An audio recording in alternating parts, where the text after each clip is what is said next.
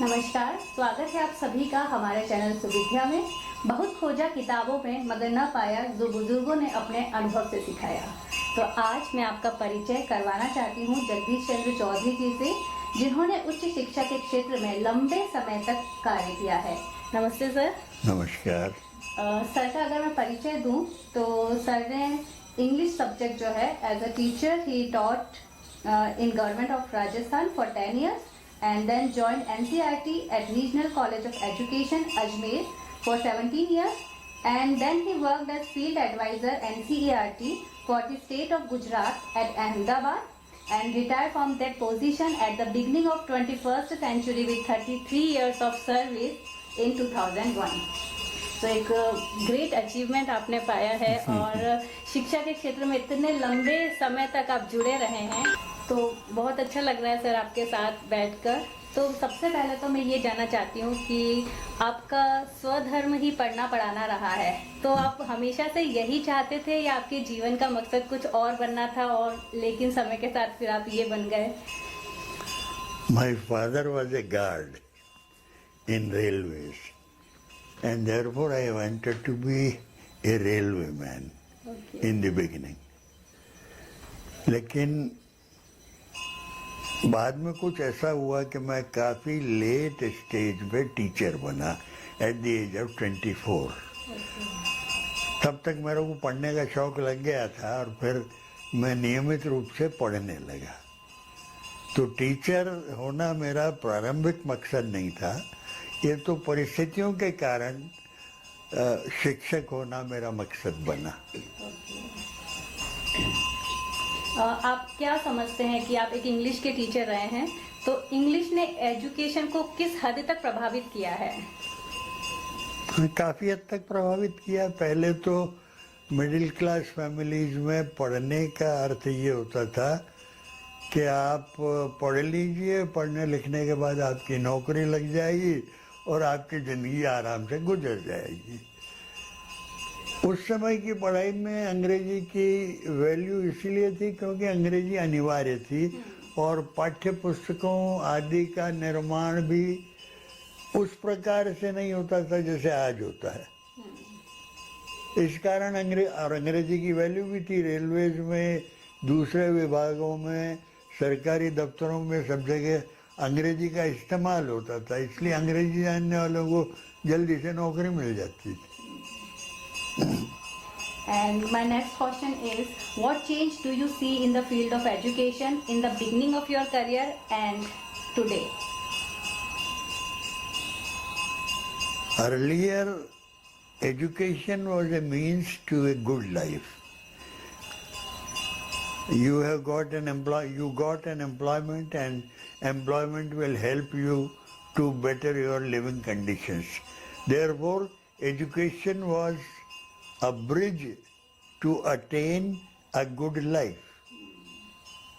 इसी कारण लोग पढ़ते भी थे, अच्छा पढ़ते थे, अच्छी नौकरी लग जाती थी और उसके बाद उनका जीवन आराम से चलता था। अब आजकल ये हो गया है कि एजुकेशन का डिवैल्यूएशन हो गया। आजकल मोबाइल से पढ़ते हैं, बल्कि पढ़ते ही नहीं। कहीं ना कहीं सोशल मीडिया ने अफेक्ट कर रही है बच्चों के एजुकेशन और बोर्ड और यूनिवर्सिटी उनको मजबूरन एक सर्टेन परसेंटेज में विद्यार्थियों को पास करना ही पड़ता। Support system in your life? My parents, of course. My mama also in the later stage of my education, and the environment of Udaipur University, which was very good at the time when I was doing my MA. Uncle, मैं आपको बचपन से देखती आ रही हूँ, मतलब everyone admires you. मैंने कहीं मतलब कभी किसी से भी आपकी कोई गलत बुरी बात नहीं सुनी है, बुराई नहीं सुनी। तो ऐसा आप में क्या एक यूनिक क्वालिटी है जो बाकियों में नहीं है और आपको उनसे अलग बनाती है? क्योंकि कई मतलब हम तो छोटे से हम आपको देखते हुए आए हैं, तो ऐसी क्या आप अपने आप में एक यूनिक क्वालिटी मानते हैं? पढ़ने लिखने से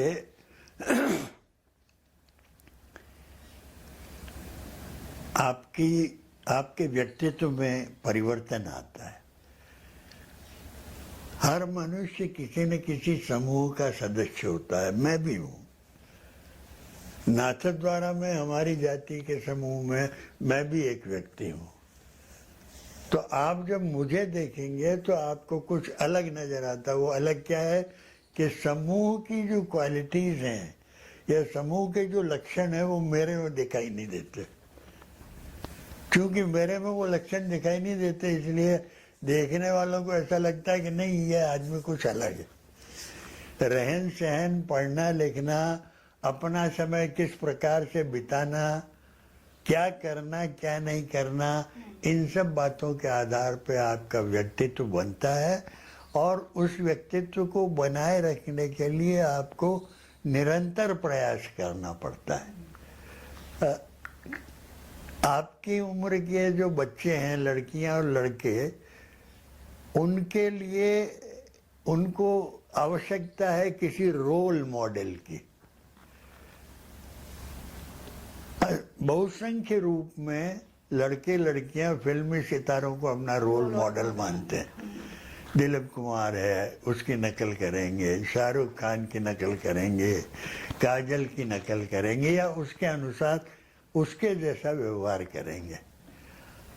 ये सिर्फ कल्पना जनित व्यवहार है। आपको रोल मॉडल अपनी लोकल सोसाइटी में मिलना चाहिए। नाथद्वारा के अगर हैं तो नाथद्वारा में आपका रोल मॉडल क्या है? तो नाथद्वारा में जिसको भी देखो वो सीपी जोशी को रोल मॉडल मानता है। हर आदमी सीपी जोशी नहीं हो सकता। हर आदमी वो योग्यताएं प्राप्त नहीं कर सकता जो कि माननीय सीपी जोशी ने प्राप्त की है। लेकिन रोल मॉडल भी अनेकों तरह के होते हैं। अगर आपको टीचर बनना है तो आप किसी अच्छे टीचर को अपना रोल मॉडल बनाइए। अगर आपको सुंदर गृहिणी बनना है तो आप अपनी माता को अपना रोल मॉडल बनाइए। और बहुत सारी लड़कियां अपनी माता को ही अपना रोल मॉडल मानती है, उसके अनुसार बनना चाहती हैं। क्योंकि मोबाइल आ गए हैं और कम्युनिकेशन का बहुत प्रसार हो गया है, वो बहुत आसान भी हो गया है। इस कारण लोग बाग दूर के रोल मॉडल पे अपनी नजर रखते हैं, जबकि रोल मॉडल हमेशा आपकी अपनी लोकेलिटी का होना चाहिए। अपने जीवन में सबसे ज्यादा इंस्पायर किससे हुए हैं? मतलब आपके रोल मॉडल कौन रहे हैं? मेरे रोल मॉडल एक्चुअली बुक्स रही। मेरे एक मामा थे, वो एमएससी फिजिक्स करके विदेश चले गए, वो भी मेरे रोल मॉडल रहे। लेकिन मूल रूप में किताबें मेरा रोल मॉडल रही। जैसे चर्चिल ने फर्स्ट वर्ल्ड वॉर की एक बुक लिखी है और बड़े अच्छी तरह से फर्स्ट वर्ल्ड वॉर की घटनाओं का वर्णन किया है। तो मैं ये तो नहीं कह सकता कि मैं प्राइम मिनिस्टर चर्चिल मेरे रोल मॉडल थे, लेकिन उस किताब में जो कुछ भी वर्णन किया गया था वो वर्णन मेरा रोल मॉडल है। मैं किताबों से बहुत प्रभावित रहा हूँ, पर्टिकुलरली हिस्टोरिकल बुक से बहुत प्रभावित रहा हूँ। तो एक तौर पे हम ये कह सकते हैं कि अव्यक्त रूप से किताबें मेरी रोल मॉडल रही हैं। कुछ स्पेसिफिक किताबें, मतलब हाँ, क्यों नहीं। एक इंसान को पढ़नी ही चाहिए, आपको कौन कौन सी लगती है? देखिए, यूरोप में कई आर्टिस्ट हुए और इन आर्टिस्ट का जीवन, इनकी जो बायोग्राफी लिखी गई उसमें इनके जीवन का सविस्तार वर्णन किया गया है। लियोनार्डो दा विंची है, या वो जो स्कल्प्टर था माइकल एंजेलो, या और दूसरे जो पेंटर हुए, तो इन्होंने बड़े कष्टपूर्वक अपना जीवन निकाला, लेकिन वो कष्ट उन्होंने सफलता के लिए प्राप्त किया। जैसा संघर्ष उन लोगों ने अपने जीवन में सफलता को प्राप्त करने के लिए किया, वो रोल मॉडल हो सकता है बहुत सारे लोगों के लिए। आप मान लीजिए किचन में आप एक परफेक्ट रसोइया बनना चाहते हैं, तो उसके लिए भी आपको प्रेरणा लेनी होगी किसी न किसी से कि भाई कौन सी सब्जी, कौन सा खाना किस प्रकार से बनाया जाता है। तो रोल मॉडल अगर आपके नज़दीक है, आप आपका परिचित है तो वो ज़्यादा बेहतर तरीके से आपको गाइड कर सकता है।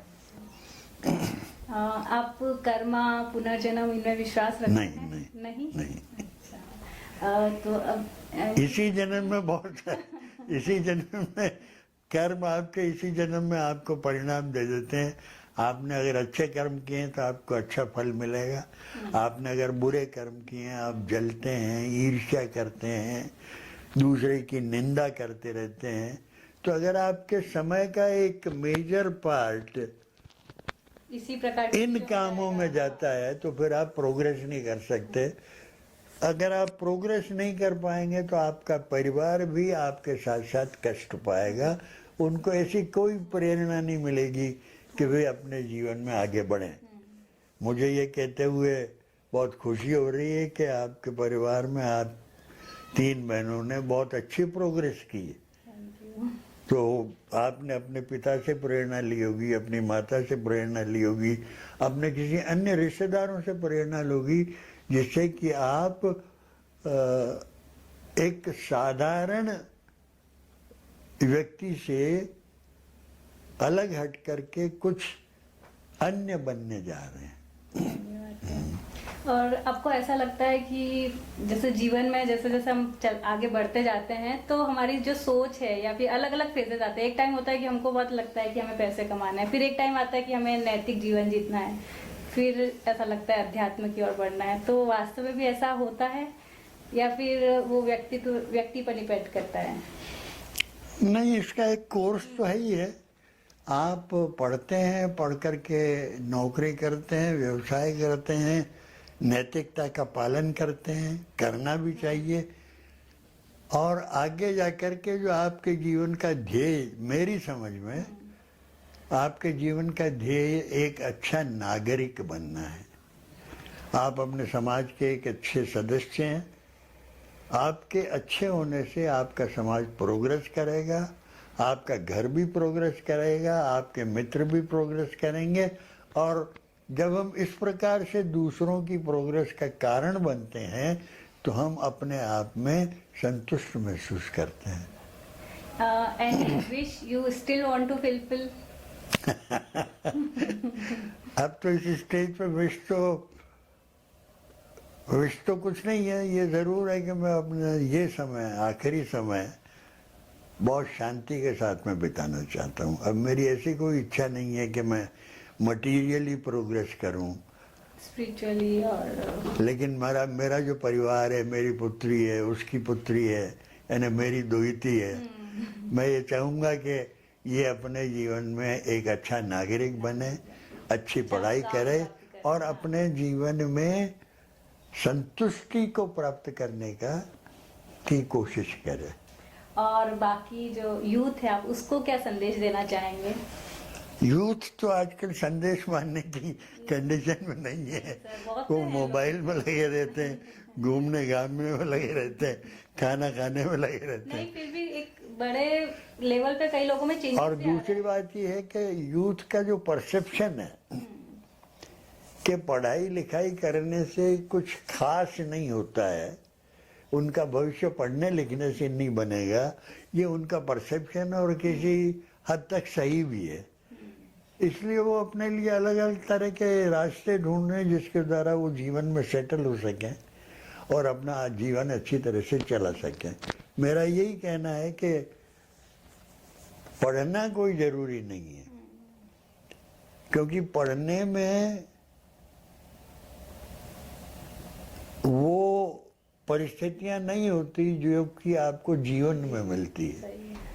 मैं एक किताब पढ़ रहा हूँ, जो कुछ भी लिखा है आराम से पढ़ रहा हूँ, मुझे कूदना नहीं है। नायक अगर मर जाए तो मुझे उसको बचाना नहीं है, नायिका अगर रो रही है तो मेरे को उसके आंसू नहीं पहुँचने हैं। लेकिन वास्तविक जीवन में अगर मेरी बेटी रो रही है तो मुझे उसके आंसू पहुँचने। मेरी दोहिती को अगर कोई तकलीफ हो गई तो मुझे उसको अस्पताल ले जाना। उसका अर्थ ये है कि वास्तविक जीवन आपसे क्रिया मांगता है। पढ़ने लिखने में क्रिया की कोई जगह नहीं। आप पढ़ते रहो तो वो एक तरह से पैसिव जीवन या जिसको हम यूँ कह सकते हैं दूसरे पे आधारित जीवन, जीवन का उससे कोई मुकाबला नहीं है। इसलिए ये बात हमेशा ध्यान में रखनी चाहिए कि पढ़ते पढ़ते हम कहीं पैसिव नहीं हो जाएं, आधारित नहीं हो, मुझे आप ये देंगे तो मैं ये करूँगा, ऐसा यूथ को नहीं करना चाहिए। और मुझे खुशी है कि यूथ आजकल काम करने में लगे हुए हैं, पढ़ने लिखने से उनको बहुत ज़्यादा शौक नहीं है। मेरे नाना जी हमसे मैंने एक बार पूछा था कि मतलब आपको क्या लगता है आपके जीवन मतलब जीवन का क्या सार है, तो हाँ। उन्होंने बोला था कि हर परिस्थिति में सम रहना ये बहुत जरूरी है जीवन में। तो आप इस चीज को कहाँ तक सही मानते हैं? देखिए, एक हमारे कल्चर में बहुत अच्छी अच्छी बातें कही गई है, जैसे ये सम रहना, ये हर घर में आमतौर पर कहा जाता है भाई सम स्थिति में रहो, लेकिन सम स्थिति क्या है इसको बहुत कम लोग जानते हैं। सम स्थिति का अर्थ ये है कि आपको परिश्रम करना पड़ जाए तो भी आपके माथे पे शिकन नहीं आनी चाहिए। बहुत बड़ी खुशी का मौका आपके जीवन में आ जाए तो आपको उछलना नहीं चाहिए। लंबे समय तक अगर आपको दुख का सामना करना पड़े तो भी आपको ऐसी ही स्थिति बनाए रखनी चाहिए जिससे आपके स्वास्थ्य पे, आपके मन पे, आपकी क्रियाओं पे कोई असर नहीं पड़े, उसको समस्थिति कह। हालांकि ये समस्थिति का पूरा वर्णन नहीं है, लेकिन ये है कि एक आदर्श स्थिति है जिसको प्राप्त करना चाहिए। बहुत अच्छा लगा अंकल आपसे मिलके। मुझे भी बहुत अच्छा लगा। आपने मुझे एक नया अनुभव दिया है कैमरे पे बोलने का, उसके लिए आपको कई धन्यवाद। दिनों से चाह रही थी, पर कल जब बात हुई हमारी तो मैंने कहा अंकल से पूछती हूँ एक बार। चलिए, बहुत बहुत धन्यवाद। Thank you.